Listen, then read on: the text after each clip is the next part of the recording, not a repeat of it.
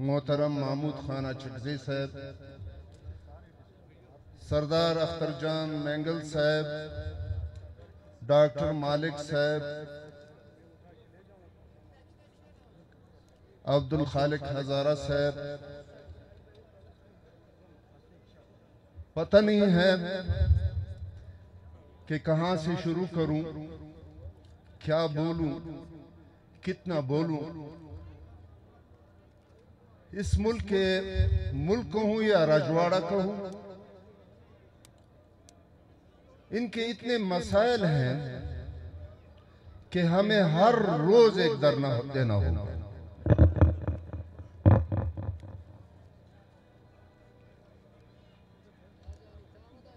ये धांधली ज़दा इलेक्शन,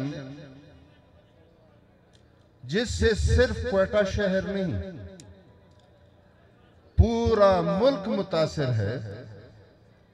अभी निकलते हुए सोशल मीडिया पे देखा कि रावलपिंडी के कमिश्नर ने इस्तीफा दिया है और कहा है कि 70,000 वोट लेके उनको हमने नाकाम कराया। मैं उसका इतराफ करता हूं। और उन्होंने अपने लिए खुद फांसी की सजा मांगी है। अब ऐसे मुल्क में किस किस चीज पे हम रोएंगे और चिल्लाएंगे और जलसे करेंगे और धरने देंगे। मैं एक तारीखी वाकया सुनाता हूं। जब ये राजवाड़ा बन रहा था 1947 में, तो कॉन्स्टिट्यूएंट असेंबली के मेरे जो परदादा थे नवाब मोहम्मद खान जोगिज़ई, वो मेंबर थे। फिर जब वोट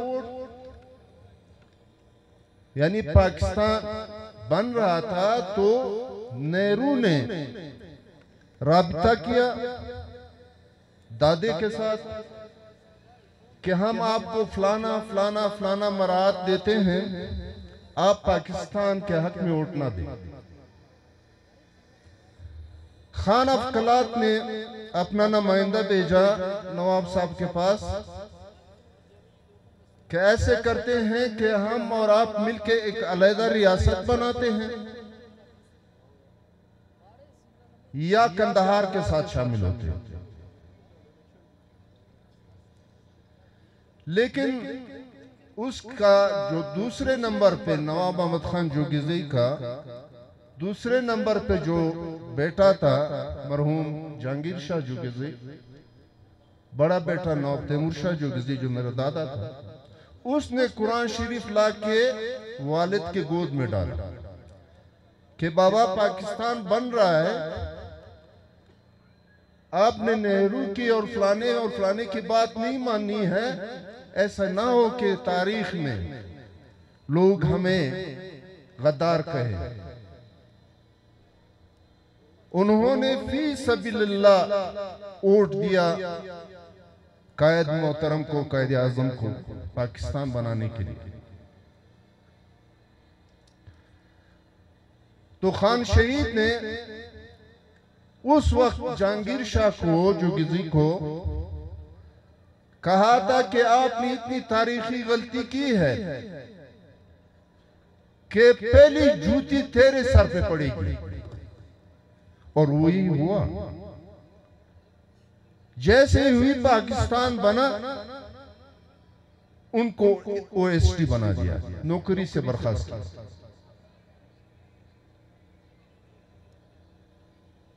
जब वो रिटायर हुए, फिर सेनेटर बना इस्लामाबाद में। मैं जब था एमएनए, तो कभी कभार मैं जाता तो उनसे मिलने के लिए, तो मेरा हाथ पकड़ के उनके आंखों से आंसू बहते थे। तो मैं पूछता था कि काका क्या हुआ। उन्होंने कहा कि मैं क्या बनाना चाहता था और ये क्या बन गया। ये क्या बन गया? मैंने कहा कि जो आपने करना था वो तो कर दिया और हमें तबाह कर दिया। अब जिस खिते पे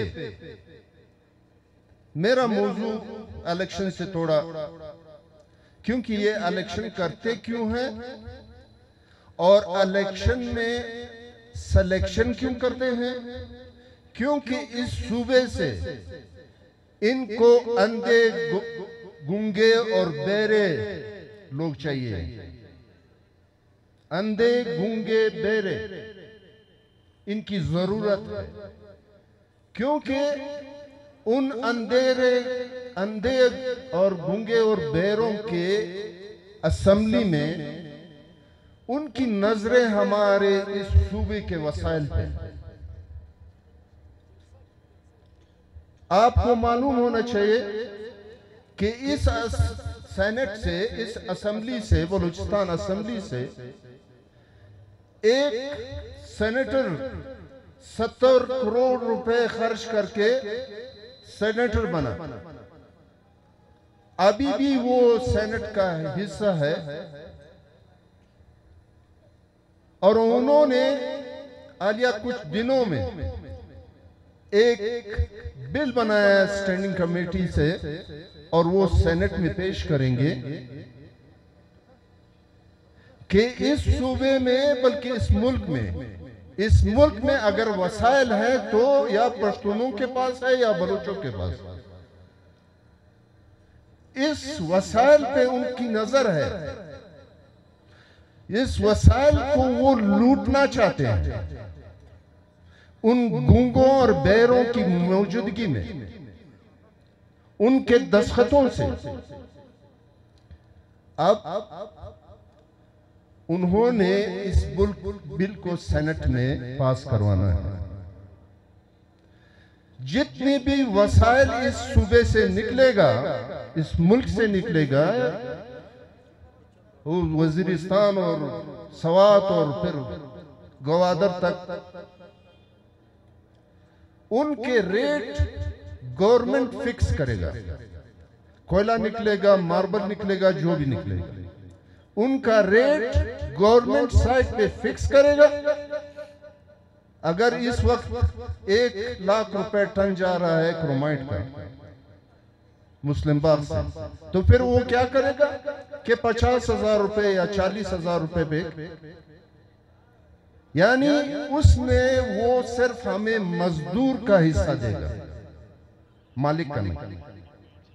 वो चाहते हैं कि हम इस सूबे के वसाइल का मालिक ना बने और वो हमें लूटते रहे, और हमारी बेइत्तेफाकी की वजह से हम जई और खेली और मुख्तलिफ पार्टियों में तकसीम करके बस हम सिर्फ एहतजाज करते हैं और हम कुछ नहीं कर सकते। तो इसलिए इनको ऐसे बंदे चाहिए असेंबली में। ये जिस क्वेटा के नेशनल असेंबली सीट से मैं कंटेस्ट कर रहा था, तो वहां मैं पूछता था जवानों से, सफेदरी से, कि 5 साल पहले आपका मेंबर कौन था, नेशनल असेंबली का मेंबर कौन था। वो एक दूसरे को देखते थे, फिर सर हिलाते थे कि हमें मालूम नहीं।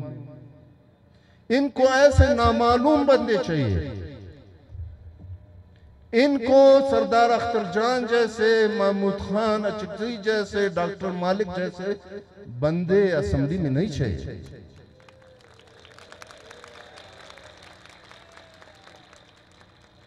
हमने ये फैसला करना होगा, हकाबरीन जब बैठेंगे, अगर यही इसी तरीके से मुल्क ये लोग चलाएंगे और हम इनके इस राजवाड़े में मजदूर की हैसियत से जिएंगे, अगर ये जिएंगे कम से कम मैं तो नहीं जीऊंगा। मैं बिल्कुल इस मुल्क का हिस्सा न हूं न बनूंगा। खुदा की जमीन बहुत बड़ी है।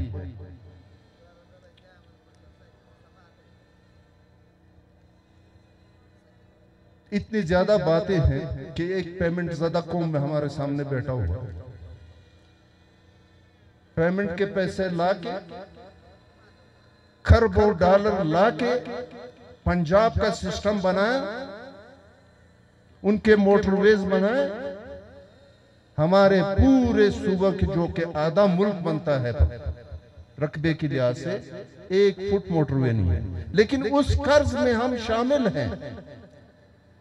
उसकी जो अदायगी होती है, अभी आप देखें कि रेट्स कितने हैं, महंगाई कितनी बढ़ी और बढ़ेगी। वसूली हमसे होती है, आबादी उधर होती है। कब तक इस मुल्क में हम जिएंगे? बहरहाल बातें तो बहुत है, लेकिन इस पे ये वक्ती तौर फैसले नहीं होने चाहिए कि बस ये सीट मिल गया, इसको इधर कर लिया, उसको उधर कर लिया। इस सूबे के मुस्तकबिल के लिए फैसले करने होंगे। हर चीज पे हमने नजर रखना होगा, वरना हम बर्बादी की तरफ जा रहे हैं। इलेक्शन में हमारे इलाकों में ब्लास्ट हुए, खानूजी में थ्रेट था। मैं खुद जा रहा था, कान में तर्जी में मेरा जलसा था। मुझे रात को फोन आया, 2 फोन आए कि आपने कल मूवमेंट नहीं करना है। और वो ये हुआ कि कान में तर्जी में तीसरे दिन खुदकश ने अपने आप को ब्लास्ट किया। खनौजी में ब्लास्ट हुआ, जोब में क्लासिफला में ब्लास्ट हुआ। बेगुनाह लोग उसमें मारे गए। गवर्नमेंट ने कुछ एक्शन नहीं लिया, गवर्नमेंट है नहीं। तो हमारे पार्टी के लीडर साहिबान बैठे हुए हैं, चाहता हूं कि उनको वक्त दूं। वो आवाम से मेरी गुजारिश है कि वो पुरअमन तरीके से, मुनज़्ज़म तरीके से एक एहतजाज का ऐसे बुनियाद डाले ताकि एक ही दफा फैसला हो कि हमने इस मुल्क में कैसे जीना है। अगर यही जीना है तो इसको जीना मैं नहीं कहता। अगर जीना है तो सियाल की तरह हमने जिएंगे, बराबरी की बुनियाद पर हम जिएंगे। फैसले सिर्फ इलेक्शन के लिए नहीं, हमारे पूरे मुस्तकबिल के लिए फैसले होने चाहिए। बड़ी मेहरबानी।